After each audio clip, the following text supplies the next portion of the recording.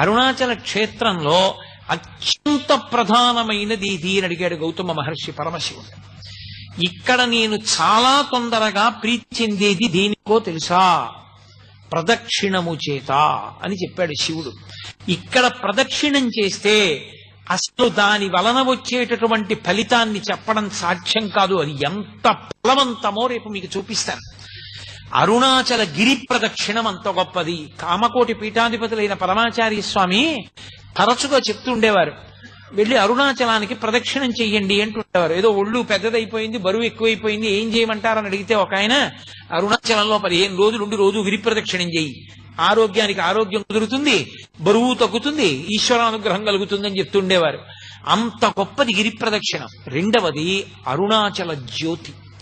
అరుణాచల జ్యోతి అంత గొప్పది.